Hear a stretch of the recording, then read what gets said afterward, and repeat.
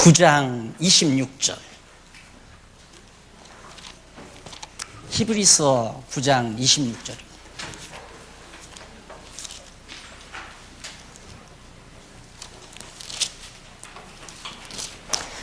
지난 시간에 히브리서 9장 25절까지 우월함에 대한 증거에 대해서, 그러니까 제사 사역인가요? 예수님의 사역 중에 성막사역이 9장 10절까지였고요. 그 다음 제물사역, 예수님께서 우리의 영원한 대속제물의 역할을 해주셨다. 그 사역 자체가 우월하다는 사실을 지금 히브리서 기자가 증거하면서 우월함에 대한 증거에 대해서 확인을 했습니다. 오늘은 계속해서 우월함에 대한 결과입니다.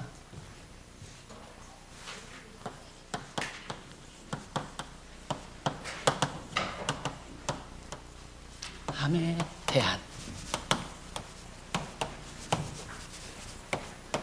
9장 26절부터 10장 10절까지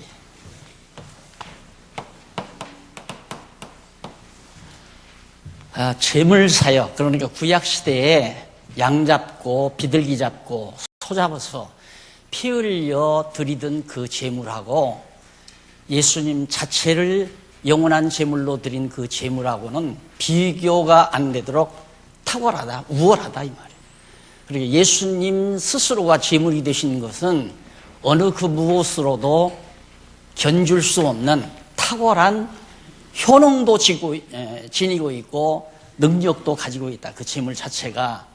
그래서 그만큼 제물이 우월하기 때문에 그 제물을 드린 결과가 어떻게 맺어지는가, 그거에 대해서 히브리서 기자가 조목조목 들어서 정리를 합니다. 우선 교재를 여러분 9184페이지 중간쯤 보시면 줄바꾼 장면이 나와요. 중간 채 못 가서, 그렇게 세 번째 패러그래프에 보시면은 일찍이 여호와 하나님께서는 다윗으로 제사와 예물을 기뻐하거나 번제와 속죄 제물을 요구치 않는다며 책에 기록된 자가 왔다고 예언하도록 그렇게 섭리하신 사실이 있습니다. 그러니까 다윗이 하나님께서는 송아지의 피나 고기 또 양의 피 이런 것들은 기뻐하지 않는다. 다만 하나님께서 분명히 기뻐하는 자, 책에 기록된 자가 왔다. 책에 기록된 자라는 말은 구약에 이미 오시기로 예언된 영원한 제물 대신 우월한 그리스도가 오신다라고 하는 것을 다윗이 예언을 했어요. 그 예언대로 예수님이 오셔서 영원한 제물로서 우월한 능력을 발휘하신 결과가 9장 26절부터 나온단 말입니다. 그럼 그 첫 번째 결과가 뭐냐? 26절에서부터 28절 바로 그 밑에 나오죠. 죄를 없게 하고 죄와 상관없이 다시 나타난다. 그러니까 예수님이 오셔서 구약의 예언대로 예수님이 오셔서 여기서 완전히 죄를 없애버렸어요. 없게. 죄를 다 없애버렸다. 여기서 죄를 없앴다는 말은 영원한 제사를 드렸다는 말과도 같은 뜻입니다. 그러나 오늘 우리가 시간 세계에 살기 때문에 우리는 예수님 십자가에 못 박혀 죽으실 때 태어나지도 않았어요. 우리들의 갈등이 늘 그거란 말입니다. 정말 예수님이 내 죄를 용서했을까?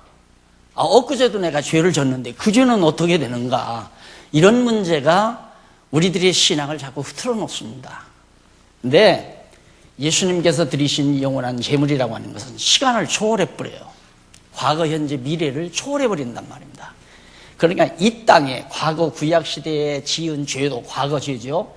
예수님 당시에 지은 죄도, 그리고 예수님 승천하신 이후에 이 다음 예수님 오실 때까지 지을 죄도, 짓는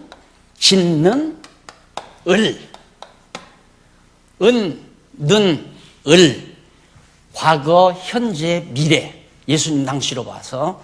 그러니까 과거 구약시대 사람들이 지은 죄나 예수님 당시에 지은 죄나 짓는 죄나 앞으로 예수님 오실 때까지 오늘 우리들이죠. 우리들이 지을 죄까지라도 완전히 여기서 다 없이 해버렸다. 그리고 이 다음 장차 죄와 무관하게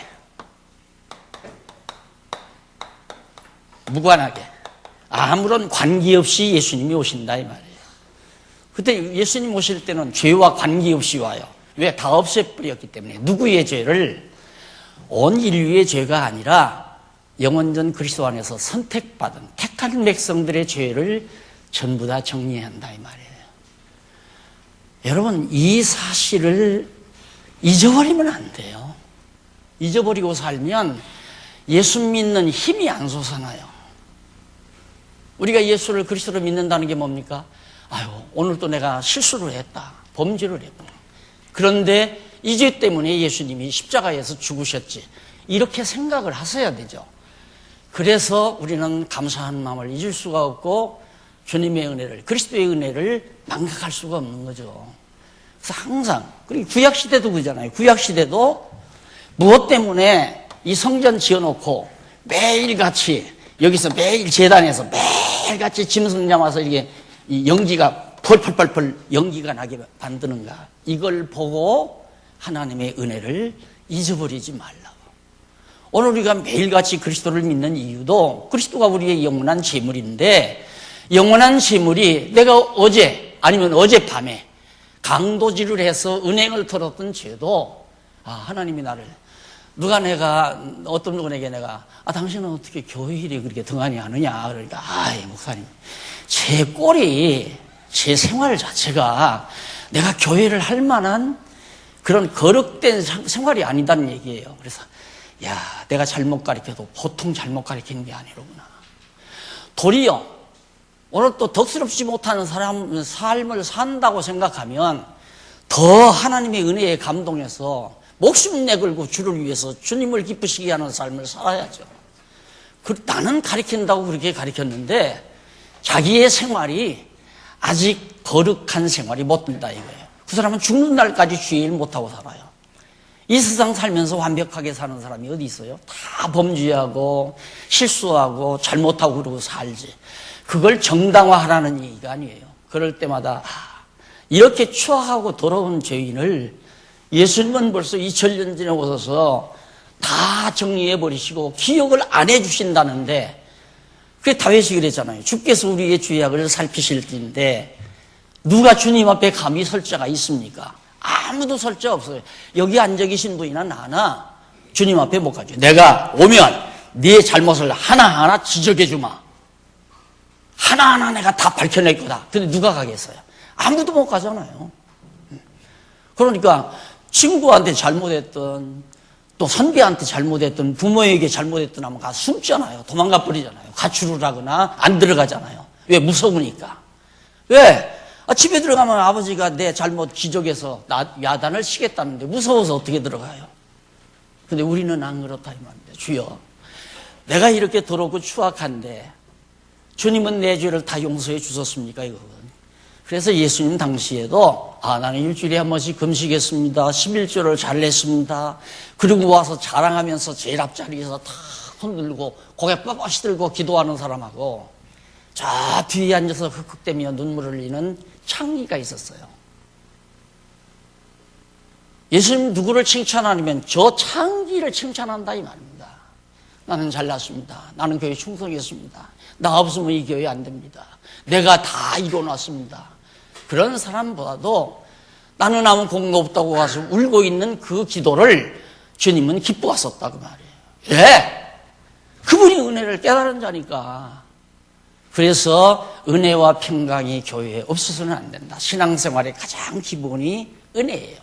그래서 모든 것 다 죄를 없게 하고 마지막 나타난 이 다음에 정말 죄와 무관하게 예수님 오신다. 그래서 우리가 기다리는 거 아니에요.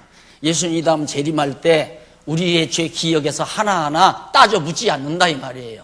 그러니까 당돌하게 주여 어서 오시옵소서 하고 주를 기다리고 사는 거죠. 10장 넘어갑니다. 1절로 4절에 보면 두 번째 결과예요. 우월함에 대한, 예수님이 제물로서 우월하니까 어떤 결과가 맺어지는가. 아까는 다 죄 용서되고 죄 없이 다음 예수님 다시 오신다. 그런데 1절로 4절에 보면 율법의 제사로는 언제든지 온전케 하지 못함을 설명합니다. 이걸로 이렇게 소 잡아서 양 잡아서 제사 드려가지고는 절대 죄를 없애지 못한다. 그 말은 예수님의 우월한 제사가 죄를 다 없이 해버렸다. 그 말 아니에요. 이건 없이 하지 못하는 거다. 율법으로는 우리의 죄를 용서받을 수가 없다. 그래서 예수님이 단 한 번으로 역사상에 나오셔서 과거죄나 현재죄나 미래죄 한꺼번에 다 정리해 버리셨다. 그런데 이런 말을 하면 박 목사님 그런 식으로 설교하면 마음 놓고 죄지란 얘기 아닙니까? 이것이 저하고 생각이 다른 거예요. 죄를 마음대로 져요? 하나님이 죄 짓는 구렁 속에 집어넣으면 안 지을 사람은 없어요. 누가 죄를 짓고 싶어 해요? 빠져드니까 죄를 짓는 거죠. 이게 내 마음대로 안 된다 그 말이에요.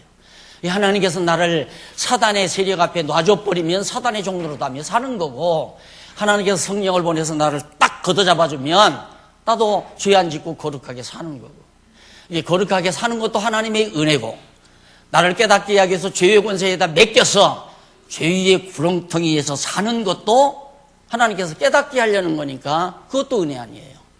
탕자를 내보내는 아버지의 마음이나 돌아온 탕자를 반갑게 영접하는 마음은 다 사랑하는 마음이에요.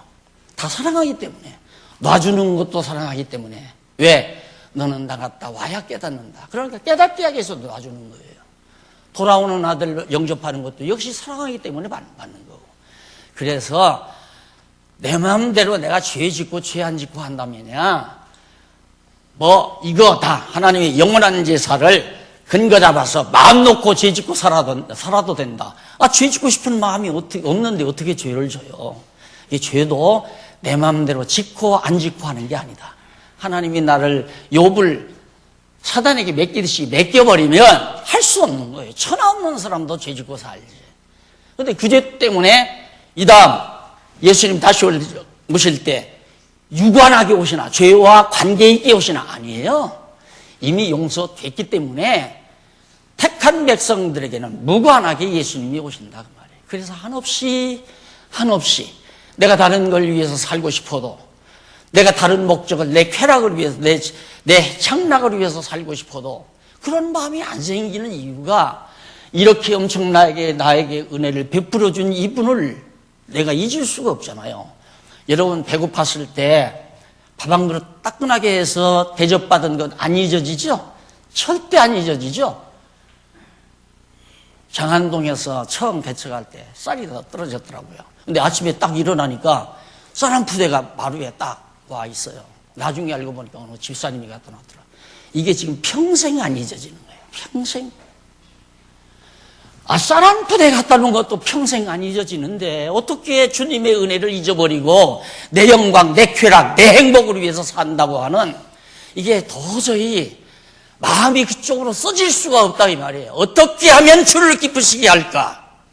이게 올바른 은혜를 깨달은 자의 바른 자세가 되실 수 있어요. 그 마음도 성령이 역사하는 거죠. 내가 가지는 게 아니에요.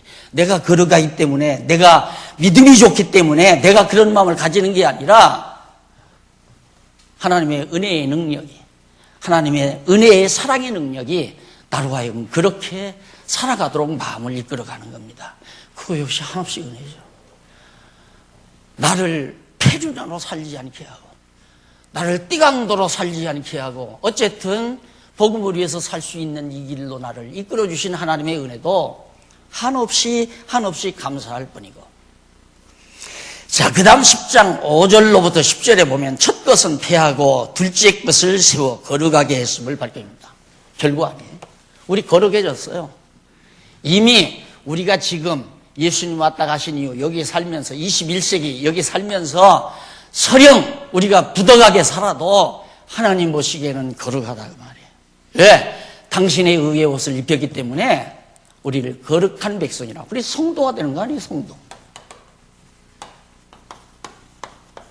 거룩한 무리 중에 하나다, 이 말이에요. 우리가 거룩한 무리. 하나님이 오실 때 거룩한 무리가 되게 하십니다.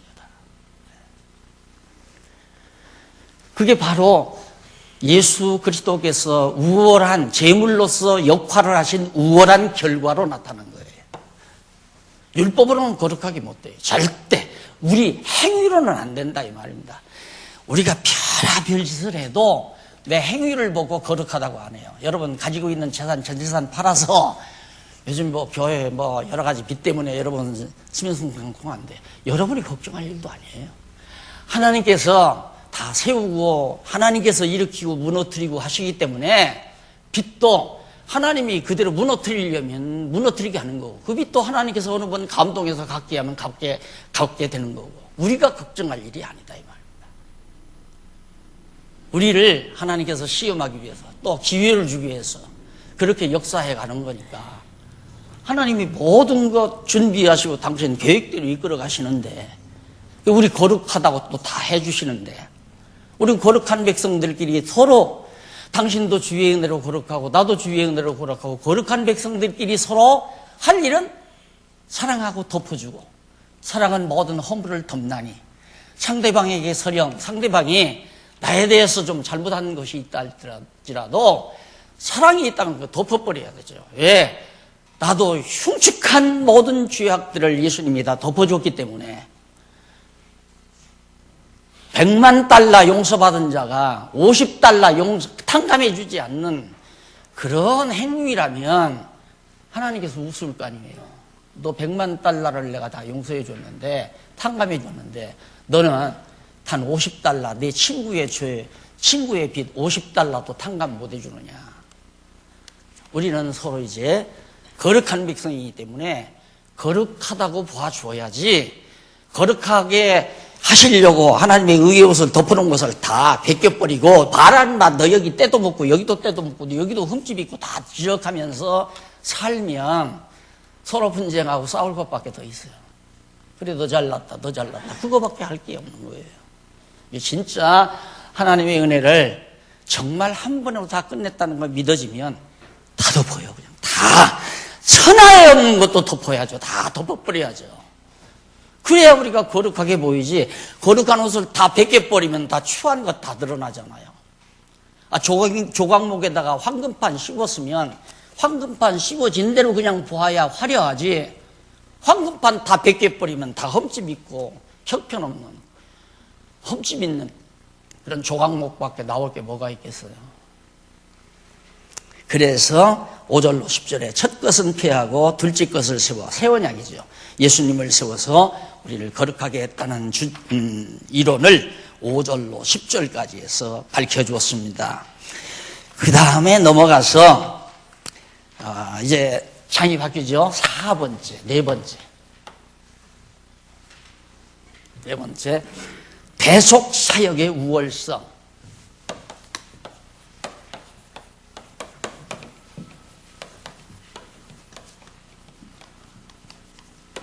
10장 11절로부터 10장 1절로부터 11절 죄송합니다. 11절로부터 39절 11절에서부터 39절까지 여기까지는 예수님께서 성막, 제물, 제사장 사역 이런 세 가지 역할을 우월한 역할을 해가지고 우리의 죄를 대속하시는 사역을 해요. 그러니까 지난번도 말씀드렸지만 죄 용서 안 받으려면 제사를 드려야 하는데 제사의 첫째가 성전이 필요하다고 그러죠. 성전. 두 번째가 제물. 세 번째가 제사장. 이 세 가지를 예수님이 친히 성전이 되시고 우리가 그래서 그리스도를 머리로 해서 한 지체가 되어가지고 성전이 되잖아요. 거듭 얘기지만 이게 성전이 아니란 말입니다. 자꾸 우리들이 아직도 이걸 성전으로 본다면 헐어버려야죠. 예수님이 헐어버리라고 그러잖아요. 성전으로 보면 안 돼요. 그냥 우리들이 편리하게 주를 믿고 걸어가는 성도들이 주말에 와서 함께 불편 없이 사용하고 깨끗하게 사용하면서 서로 사랑하고 친교하고 이 자리에서 선한 일 도모하고 그런 초소를 우리가 필요해서 만든 거란 말입니다. 그런데 마치 이걸 성전으로 자꾸 생각하면 얼마나 예수님이 섭섭하겠어요. 당신이 성전인데. 그리고 죄물 예수님이 영원한 죄물, 또 예수님이 영원한 대제사장이 되셔가지고 단번에 대속사역을 베풀었잖아요. 그래서 이 대속사역의 우월성이 어떠한 것인가에 대해서 39절까지 밝혀줍니다. 그 가운데 밑에 한번 보십시다. 91페이지, 9191페이지 밑에서 두 번째 줄에 보면 일찍이 여호와 하나님께서는 에레미야 선지자로 이스라엘과 유다 집에 새 언약을 세워 하나님의 백성이 되게 할 것을 예언을 했습니다. 에레미야 선지자가 예수님 오시기 전 에레미야 선지자가 이사야 선지자가 7세기니까 에레미야 선지자는 남쪽 유다가 바벨론에 포로 잡혀갈 때니까 그때가 한 6세기경 되는 587년에 잡혀갔으니까 그 무렵에 에레미야가 예언했잖아요. 이게 이 시대에 587년 전후에서 에레미야 선지자가 예언을 하기를 뭐라고 예언했느냐면 그 예언한 내용이 거기 나오죠. 나오기를 이스라엘과 유다 집에 새 언약을 세우겠다. 그러니까 이 옛 언약 이거 헐어버리고 새로운 언약을 세우겠다. 그 말은 예수님 보내시겠다 이 말이에요. 새 언약. 예수님이 오신다. 그걸 구약에서 예언한 대로 이 예언대로 선지자들의 예언대로 예수님이 오셔서 결국 대속사역을 베풀어 주셨다. 그 얘기입니다. 자, 넘어가서 92페이지에 양쪽 가로 1번 똑같아요. 양쪽 가로 1번 우월함에 대한 결과입니다. 우월함에 대한 결과. 10장 1절로부터 25절까지 10장 11절로부터 죄송합니다. 위에 11절로부터 25절까지 뭐 긴 거 아니잖아요. 11절에서 25절이면 한 14절 14절이라 이 말입니다. 이런 정도는 중학교 아니면 곧 초등학교 때 남옥군과 선녀 뭐 이런 국어책이 나오잖아요. 국어 내용이.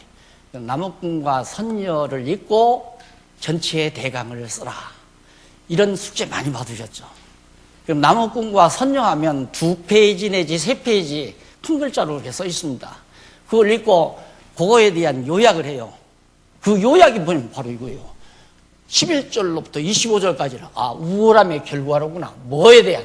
대속사역에 대한 우월함에 대한 결과다. 대속사역의 우월함에 대한. 예수님께서 대속사역은 구약시대 옛 언약, 모세에게 주었던 이 옛 언약과는 비교가 안 되도록 탁월하고 우월하다. 그 우월한 결과로 어떤 일이 벌어지는가. 첫째, 11절로 14절 봅니다. 밑에 나오죠. 영원한 제사로 거룩하게 된 자를 온전케 한 것을 알려줍니다. 여기서 거룩하게 된 자를 온전케 했단 말은 잘 들으십시오. 이것 때문에 자꾸 헷갈리는 것 같더라고요. 이런 얘기 저런 얘기 누구 신앙상담 들어보거나 이 강의를 들어보거나 하면 여기서 항상 헷갈려요. 예수님이 거룩하게 한 여기서 단번에 해버렸어요. 거룩하게 해버렸어요. 이건 명제적으로 칭의를 했다 이 말이에요. 의롭다고 일컬어버렸다. 자, 그러면 예를 들어서 내가 은행을 털다가 붙들려 가서 재판을 받았어요. 재판을 받는데 나로 하여금 이제 변호사가 변호를 해서 잘 하잖아요. 변호를 해도 당신은 죄인이다. 정죄받으면 당신은 2년 뭐 형을 살아라. 그리고 2년 형을 딱 살아요. 살고 나오면 법정에서 약속대로 2년 형 살고 나오면 나는 무죄가 돼요. 무죄. 죄가 없는 것이 된다 이 말입니다. 그런데 당신은 정상을 참작해서 재판관이 당신은 무죄. 속보면 재판관이 분명히 은행을 털었는데 죄인이란 말입니다. 그런데 재판장이 당신은 은행을 턴 이유가 병든 부모를 위해서 병원비를 해결하는 방법이 없어가지고 그런 결과를 빚었으니까 당신은 본래적으로 악의가 있는 사람이 아니다. 정상을 참작해서 무죄석방하마. 그리고 무죄가 된 거예요. 죄는 있지만은. 그런데 그렇게 한번 법정에 다녀와서는 점점 생각이, 법정에서 그렇게, 다시는 은행 털지 말아야 되겠다. 절대 죄짓지 말아야 되겠다. 생각을 하면서 살다 보니까 어려워도 밤늦게까지 야간 작업을 해서라도 돈 벌어 살려고 하는 마음이 생길 거 아니에요. 우리도 똑같은 거예요. 그리스도께서 완전히 우리 죄 없다고 해 주었지만은 실제로 죄가 없는 게 아니잖아요. 우리 내면 속에는 온갖 부패성이 그냥 있단 말입니다. 이게 자꾸 드러나죠. 생활 속에서. 그런데 하나님의 말씀을 듣고 받은 은혜를 자꾸 기억하고 생각하고 하다가 보면 점점 도둑질을 1년이면 두서너 차례 하던 사람이 한 차례로 줄어들고 2년에 한 번이나 하고 3년 가도 5년 가도 이제 도둑질 안 하는 거예요. 실제로 완전하게 되는 거예요. 점점. 그래서 이 세상 끝날 때는 그러니까 육체의 장막 벗어올 때는 완전해지는 거죠. 이제는 다시는 죄 지을 수 없는 그 육체의 장막이 있는 한 우리는 자꾸 실수를 하는데 그 실수하는 것이 점점 줄어들어서 완전하게 된다. 그걸 누가? 하나님께서, 예수 그리스도께서 성령을 보내가지고 성령께서 오셔서 우리의 마음을 늘 보호하고 지켜줘요. 그래서 오늘 또 복잡하니까 한탕 할까 이러다가도 아니지. 내가 지난번 법정에 다녀와서 내가 안 한다고 했잖아. 그러다가 또 붙들리면 나는 감옥에 간다. 이런 생각도 하고. 그래서 나 안 할래. 차라리 내가 적게 쓰고 말지. 적게 먹고 말지. 나 도둑질 안 할래. 이러면서 점점 행위가 좋아져 간다 이 말이에요. 그걸 완전하게 한다. 그걸 누가 하는가? 바로 대속사역을 하신 예수 그리스도께서 우리의 죄를 다 앞으로 지을 죄까지라도 다 용서해버리고는 점점 죄 안 짓고 살아가도록 성령을 보내서 점점 성숙하게 해간다.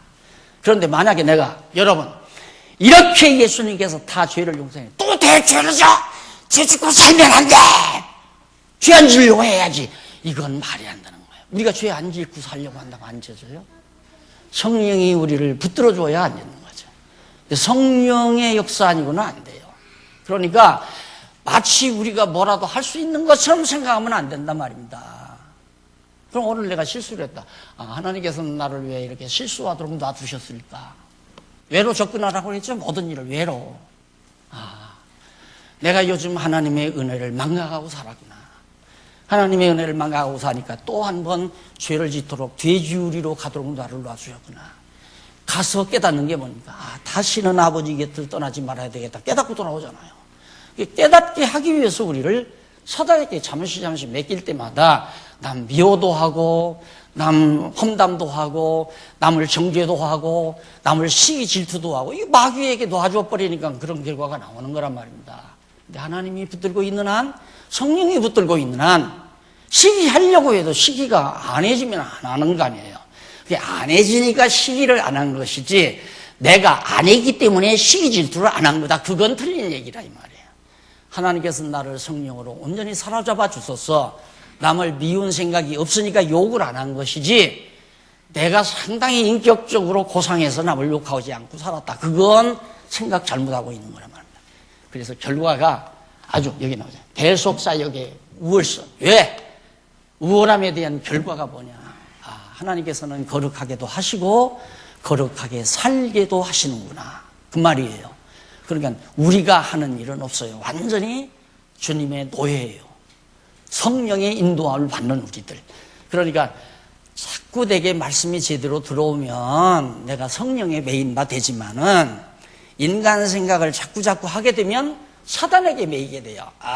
저 인간 참 못돼 보구나. 얘기 들으니까 그 인간 참 못됐구나. 이래가지고 그 사람을 미워하고 시기하고 질투하고 한다는 것은 벌써 마귀에게 넘어간 거예요. 마귀가 그런 마음을 우리 속에 담아주니까. 근데 그런 마음이 안 든다고 하는 것은 성령이 우리를 완전히 붙들고 있다는 얘기예요.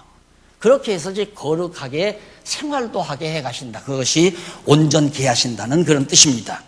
그 다음 넘어가서 15절로 18절에 보면 10장 15절로 18절에 보면 세울 언약에 의해 하나님께서 새로운 세울 언약에 의해서 죄를 위한 제사가 필요 없음을, 그러면 구약 시대에 세워진 이런 제도적인 그런 언약에 의해서 다시 제사를 드릴 필요가 없는 결과가 나타났다. 그래서 우리는 제사 안 지낸다고 그랬잖아요. 그런데 부모에게 무슨 제사를 지내요? 하나님께도 제사를 안 지내는데 부모에게 무슨 제사를 지내느냐 이 말이죠. 아니, 하나님께서, 예수님께서 당신이 다 제사를 드렸는데 또 목사가 무슨 놈의 제사를 또 드려요? 근데 한국교회 다 드리잖아요. 다 제사 드린다고 다 하잖아요. 이것과 싸우는 것이 유대주의와 싸우는 거예요. 우리의 싸움은 내가 미워하는 사람하고 싸우는 사람이 아니라 아직도 주일날 모여서 제사 드린다고 생각하는 그 사람들하고 싸우는 거예요. 주먹 가지고 싸우는 게 아니라 지금 나처럼 이렇게 진리를 전함으로, 이게 이제 공격 아니에요. 잘못됐다, 그거 틀렸다, 예배가 무슨 의미의 예배냐, 이렇게 가르치고 전하고 하는 것이 진리 투쟁이고 싸움이에요. 오늘 지금 제가 히브리서 강의하는 게 바로 유대주의하고 싸우는 거 아니에요? 이제 한국교회 유대주의가 지금 만연되어 있으니까 꽉 차 있어요, 유대주의가. 그것과 지금 공격하는 거거든요. 왜 그 공격하다가 이단 소리 듣고 몇십 년 살았잖아요. 근데 지금 이단 소리 잘 누가 하지도, 왜 목사가 아니니까 이제 뭐 이단이라고 하지도 않겠죠. 저 미친놈 좀 제멋대로 한다 이렇게 생각을 하겠죠. 그러나 말이 안 되는 거예요. 다시 제사 드릴 필요가 없다고 그랬는데 무슨 왜 제사를 지금 21세기에 제사 드린다고, 예배 드린다고, 이걸 성전이라고 지어놓고 목사 여기 있어서, 그래서 이것부터가 나는 이것만이라도 좀 없었으면, 그래서 애들도 여기 올라가서 기도하고, 그리고 이렇게 좀 근사한 거 말고 그냥 조그만 거 있잖아요, 이렇게 나시나 그런 거 하나 놓고, 왜 책 논란이가 놓는 거지 여기 높은 사람이 쓰는 게 아니란 말입니다. 그리고 편리하게 강의를 듣기 하기 위해서 이렇게 있는 거지. 그런데 여기는 높은 사람만 쓰는 거고 거기는 낮은 사람만 앉는 거고, 그러니까 낮은 자리는 안 앉고 저 높은 자리만 앉으려고 자꾸 그러잖아요, 사람들이. 높은 자리 있으면 높은 줄로 착각하고. 이것들이 모두가 다 잘못된 거예요. 잘못된 거. 그러니까 정말 하나님 앞에서 정말 대속자역 자체가 얼마나 우월한가. 결국 다시 제사 드릴 필요가 없을 정도로 우리를 거룩하게 하셨고 또 거룩하게 살게까지 해주시고 그런 결과가 맺어진 것이다. 그 다음 19절로 25절에 보면 성소의 길을 연 큰 대제사장이 있는 결과에 대해서 알려줍니다. 뭐냐면 얘가 성소 아니에요. 얘가 성소, 법궤. 예수님 십자가에 못 박혀 운명하실 때 여기 휘장이 쫙 갈라져서 길이 열렸다고 그래요. 그 얘기예요. 한 번 하나님께서 쫙 길 열어놓았어요. 그래서 오늘 우리도 이제는 제사장도 필요 없고 영원한 예수 그리스도가 제사장이시니까 제사장이 필요 없고 우리 스스로가 각자 누구 앞에, 보좌 앞에 나간다 이거예요. 그래서 제가 바라는 게 그겁니다. 우리 모든 성도님들이 성경을 깨닫고 누구도 의지하지 말고 누구도 앞세우지 말고 스스로가 주님 앞에서, 스스로가 보좌에 계신 하나님 앞에서 하나님을 찬양하고 하나님을 경배하고 내게 주신 소원 따라 서원도 하고 그러면서 각자가 자기 신앙을 지켜나가는, 이게 정상적이거든요. 그런데 인정에 끌려서 사도 바울이 만약에 에베소에 장로님들이 나와가지고 가지 마십시오, 거기 가면 죽습니다, 여지고 고생하고 다 했는데 이제 편하게 살 수 있지 않습니까? 가지 말고 예루살렘 가면 죽인다는 사람 결사대들이 있고 큰일 납니다. 울며 불며 해도 그 인정 싹 뿌리쳐버리잖아요. 하나님께서 나에게 준 소원이 있다. 나는 땅끝까지 나가서 복음을 전해야 된다. 싹 뿌리치고 죽이려고 대처하고 있는 예루살렘을 향해서 가잖아요. 가서 호된 시련이 없고 배 타고 이탈리아로 가면서 광풍 만나서 고생 죽도록 하고 로마에 가서 감옥 생활을 하면서 그러면서도 거기서 복음을 증거하잖아요. 각자 서야 돼요. 다 각자. 하나님 앞에서 다 각자 서야 돼요. 이것이 성경적인 올바른 신앙이에요. 내가 모르면 각자 설 수 없잖아요. 예를 들어서 여러분 영어도 잘하고 언어도 잘 되고 요즘에는 뭐 스마트 나왔다 돼요. 통역기가 뭐 16나라인가 가서 내가 얘기하면 저쪽으로 다 통역해서 해준대요. 그러니까 혼자도 여행을 떠나겠지만 내가 솔직한 얘기지만 연구소에 앉아서 일을 할 때 제일 겁난 것이 국제전화 오면 제일 겁난 거예요. 헬로 휘가가 안 통하잖아요. 그러니까 나는 거기 앉을 자격이 없어요. 주제를 알아야 돼요. 자꾸 해외에서 전화가 오는데 그래도 말 몇 마디라도 영어로 주고받고 해야 일이 이루어질 거 아닙니까? 사람이 다 자기 주제를 알아서 자기 자리에 앉는 것이 그것이 정상적이죠. 하나님께서 나 영어 공부 못하게 한 건 그 일 하지 말란 얘기 아니에요. 그러니까 자, 우리가 정말 영어도 모르고 지리도 모르면 어떻게 해외여행을 혼자 갑니까? 그러니까 그 뭐라고 그래? 패키지? 업자들이 하는 거. 줄 따라가서 깃대 들고 가면 거기 절랑절랑 꼭 유치원 아이들 소풍 간 것처럼 쭉 따라다니면서 봐야 될 것인지 안 봐야 될 것인지 돈 안 들어가는 데만 살살살살 데리고 가다가 상품 팔아먹은 데다 다 집어넣고 2시간, 3시간씩 장사해 먹잖아요. 그 짓을 당하는 거예요. 내가 스스로 못 쓰면. 그러나 내가 영어를 잘하고 유럽에 대한 지리도 잘 알고 상황을 알면 혼자 떠나는 거지 뭐. 좋은 사람하고 단둘이 떠나든가 떠나서 렌트카 하든가 기차를 타든가 비행기를 타든가 딱 하고 싶은데 딱딱 어디가 소중한 거 그건 꼭 봐야 돼. 역사적으로 이런 데만 찾아서 다니. 신앙생활도 꼭 마찬가지예요. 내가 성경 모르면 매일 수밖에 없어요. 누구한테? 안내자에게. 안내자가 잘만 해주면 좋죠. 나 모르니까. 그러나 항상 죽을 때까지 안내만 받으려다가 보면 한국교회 교인들처럼 목사 없이는 신앙생활을 못하는 결과가 된단 말입니다. 각자 해야죠. 그래서 결과 큰 대제사장 성수의 길을 열어서 우리가 직접 이제 하나님 앞에까지 직접 나갈 수 있어요. 그러니까 우리가 하나님 아버지 하고 기도하잖아요. 그리고 마지막에 우리의 대제사장 되시는 예수 그리스도의 이름으로 기도합니다. 아멘. 그러니까 내가 하나님 앞에 직접 기도해 놓고 나의 대제사장 되시는 예수 그리스도의 이름으로 기도드립니다. 아멘. 이루어 주십시오. 그 말이야. 각자가 자기 신앙 잘하게 하는 거, 이것이 진리 투쟁하는 성도에게는 필수 조건이에요. 안 그러면 투쟁 못 해요. 아니, 저기 쳐들어오니까 나는 몰라요 하고 자꾸 뒤에 와서 숨어버리면 차라리 없는 게 낫죠. 차라리 없는 것이. 누가 대적이 오면 나도 공격하면 내가 이쪽 진치 맡을 테니까 그쪽 맡으십시오 하고 맡아서 같이 싸워줘야 전쟁에 승리하는 거 아니겠어요? 그 다음 넘어가서 우월함에 의한 효능입니다. 우월함에 의해서 어떤 효능이 나타나요. 결과라고 할 수도 있지만 분명한 어떤 능력이 나타나요. 10장 25절로부터 39절까지. 한 구절도 안 빠지잖아요. 아주 쉽잖아요. 자, 그러면 25절로부터 39절까지 전체에 대한 요약, 대강, 요약이 뭐냐? 그건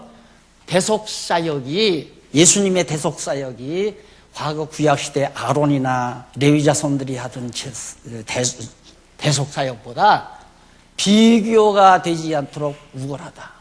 그러면 우월한 효능이 뭐냐? 우월함에 의해서 어떤 효능이 나타났냐? 그것이 다예요. 그거 알면 돼요.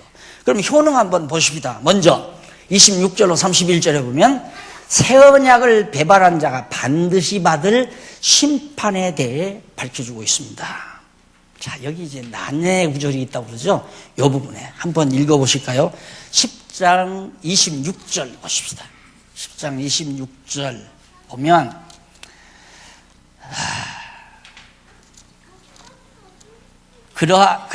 그리하면 그가 세상을 창조할 때부터 자주 고난을 받았어야 할 것이로되 이제 자기를 단번에 제사로 드려 죄를 없게 하시려고 세상 끝에 나타나셨느니라. 예수님 오실 때부터 이 이유가 세상,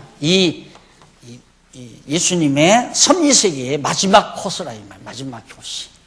그래서 이 마지막 때에 예수님이 나타나셨다.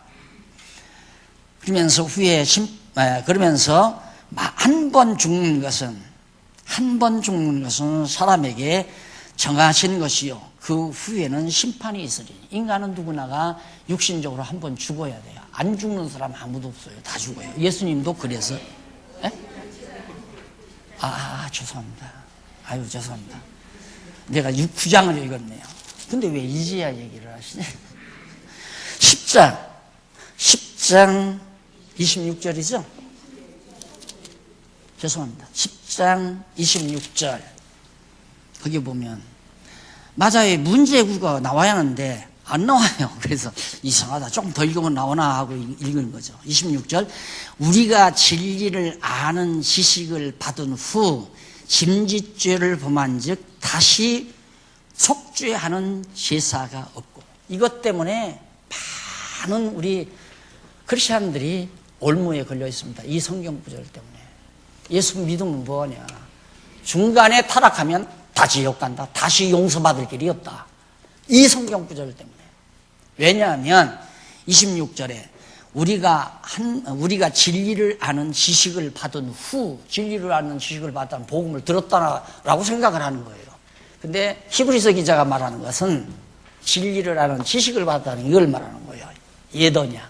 이 구약, 유대인들 너희들 구약 다 알지 않느냐? 다 잘 배우고 아무리 그랬어도 예수 그리스도를 십자가에 못 박았냐. 이게 새 언약을 너희들이 거절하니까 용서받을 길이 없다 그 말이에요. 그렇게 간단한 얘기예요. 그런데 지금까지 주석학자들이 이게 정리가 안 되니까 신학도 정리를 못하는 거예요. 신학도 자꾸만 그래서 하나님이 이렇게 하셔도 우리 인간은 이렇게 해야 한다. 알미니우스가 그래서 태어난 거 아닙니까? 이게 제가 강의는 그 모든 신학적인 잘못된 신학을 배경하고 제가 강의를 하는 거고, 강론집도 역시 그런 것들을 다 배경에 두고 하는 거예요. 일일이 내가 기존 신학을 얘기하고 하지 않는 이유는 구태여 그 말도 되지 않는 얘기를 할 필요 뭐 있습니까? 진리가 아닌 것을. 하나님은 우리를 사랑하셨습니다. 그러나 우리도 서로 사랑해야 됩니다. 말 되잖아요. 하나님이 우리를 사랑했으니까 우리도 서로 사랑해야 됩니다. 어떻게 서로 사랑스럽지 않은데 어떻게 사랑을 해요? 미운데 어떻게 사랑을 해요? 말도 안 되는 얘기죠. 사랑하는 마음을 줘야 사랑하죠. 그리고 성경에 있잖아요. 저 사람이 잘못한다 할지라도 서로 상대는 안 할지라도 원수처럼 생각하지 마. 그게 가능한 얘기냐 이거예요. 내가 미우면 원수처럼 생각하지고 어떻게 미워하지 않을 수가 있느냐. 원수처럼 상대하지 않을 수가 있어요. 사람으로는 못해요. 성령께서 역사하시면 설령 나를 미워하고 나를 험담해도 원수처럼 믿거나 죽이고 싶거나 이런 마음은 안 가지도록 성령이 하시면 그래야 마음이 편안하죠. 안 그러면 마음이 어떻게 편안해요? 저 사람이 날 욕한다는데 저것도 내가 한번 봐줄까? 어떻게 봐줄까? 호시탐탐 봐줄 수 있는 기회만 엿보고 마음이 편안하겠어요 그게? 사람 마음이 안 된다요. 하나님께서 해주는 거죠. 그래서 우월함에 대한 효능으로 새 언약을 배반한 자가 반드시 다들 새 언약을 받는 예수 그리스도를 배반한 자는 이거 다 알고 이걸 다 믿고 이렇게 행했다 할지라도 구원받을 수 없다. 멸망받는다 이 말이에요. 이러한 효능이 나타나게 된다는 사실을 밝혀주는 것이 바로 지금 31절까지 나온 얘기고요. 그 다음 32절로부터 35절 10장 32절로부터 35절 9,002페이지 나오죠. 제일 하단에 보면 32절 35절 온갖 고난을 참은 것을 생각할 것과 담대할 것을 권고합니다. 자, 그러니까 너희들 유대인들이 지금 예수를 영접했잖아요. 영접한 자들이 있단 말입니다. 그런데 유대주의자들 그리고 산헤드린 공의원들을 비롯해서 유대교 종교 지도자들, 이 사람들이 주라고, 왜 자기네들이 예수를 죽였으니까. 예, 유대인으로서 예수를 믿는 사람들을 전부 회유했다 이 말이에요. 바울 그 나쁜 놈이다. 너 그 예수만 믿었다가는 넌 지옥 간다 해가지고 전부 자기 패거리 만들어서 이들도 같이 예수를 공격하니까 히브리서 기자가 담대해라. 너희들 그들에게 회유당하지 말고 온갖 예수에 대해서 욕하고 비난하니까 넘어갈 거 아니에요. 그런가 보다. 왜? 선해드린 공의원들은 세력이 당당하고 전통이 있고 그러니까 글로 다 넘어가가지고 같이 예수를 믿는 사람을 핍박하고 그리스도를 배격하고 도리어 잘못된 거짓 선생으로 와서 교회를 소란하게 만들고 이해하니까 담대해라. 그러지 말고 온갖 고난을 참는 것을 생각을 꺾어. 야, 앞으로 예수 믿는 사람들 온갖 고난이 닥쳐온다. 많은 고난이. 왜? 예수를 싫어하고 예수를 죽이려고 하는 세력이 강한데 고난 안 오겠어요? 오늘 여러분 성경신학 지켜나가는 일이 평탄할 거다? 천만의 말씀이에요. 온갖 시련이 옵니다. 온갖 시련. 이것도 마찬가지로. 왜? 용납하기 싫어해요. 왜 그러냐면 이미 기득권을 가지고 있는 종교 지도자들이 성경신학에 들어가 버리면 안 되잖아요. 다 추락해 버리니까 죽으라고 반대하죠. 죽으라고. 그러니까 많은 시련. 그래서 오죽하면 바울이 디모데에게 고난받으라. 제자에게 고난받기 싫게 만드는 것이 선배의 마음 아니겠어요? 다 부모도 그러잖아요. 나는 고생하면서 재산을 모아놨지만 내 자녀들만은 두고두고 2대, 3대, 4대 그냥 정신토록 대대손손 고생하지 아니하고 잘 먹고 잘 살아면 쓰겠다. 그래서 막 끌어모으려고 하는 거예요. 막 잔뜩 끌어모아서 다 재산 물려주려고. 선배도 마찬가지죠. 나는 고생했지만 내 후배들만은 고생하지 아니하고 진리를 편안하게 대화하면서 즐겁게 전할 수 있는 기회가 왔으면 좋겠다. 그런 마음 다 누구나 가지고 있죠. 근데 그게 안 된다 이 말이에요. 그래서 바울도 복음을 위해서 고난을 받으라. 대적이 너무 세니까. 워낙 대적이 세니까. 그래서 여러분 지금 우리 교회가 겪는 고난도 이거 당연한 거예요. 이거 어두운 세력들이 이대로 잘하게 놔두겠습니까?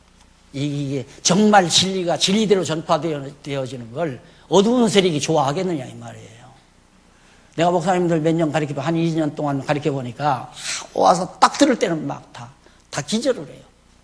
기절을 해요. 그래 놓고는 그 다음에는 이제 막 머리를 싸매고 고민을 해요. 왜? 이거 어떡하냐? 뒤집어야 되냐? 안 뒤집어야 되냐?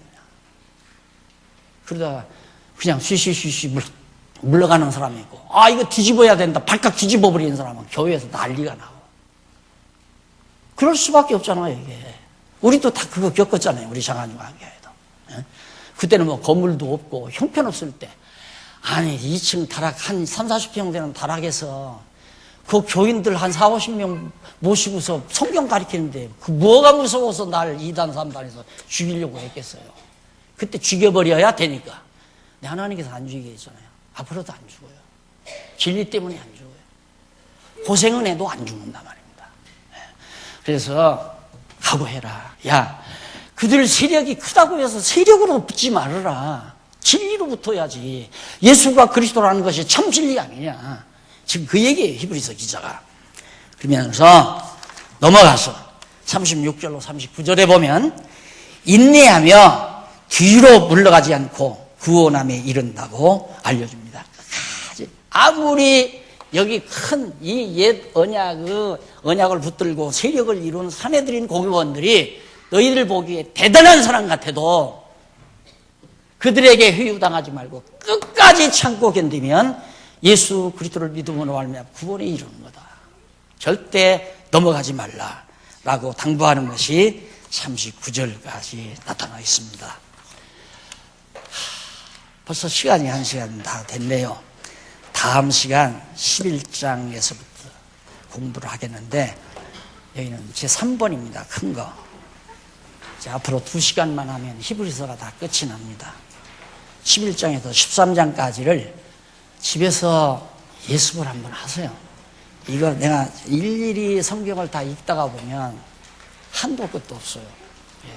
핵심 잡아서 여러분들에게 말씀을 드린 거니까 복음신앙상 우월성, 우리가 예수를 그리스도로 믿는 우리 장안중앙교회가 성경신학에 의해서 힘있게 늘 강조하고 이걸 여러분에게 제시하는 이것이 얼마나 우월한 신앙인가를 바로 히브리서 기자가 강력한 필치로 우리에게 전해줍니다. 집에서 한번 공부하고 오시면 대단히 감사하겠습니다. 기도하십시다. 살아계신 하나님 아버지, 우리가 어두운 세상에서 진리의 빛을 보고 살게 하심을 감사합니다. 이 빛을 떠나지 말게 하시고 이 빛을 바라보고 싱싱하게 우리의 신앙이 성장하게 하시옵소서. 예수님 이름으로 기도드립니다.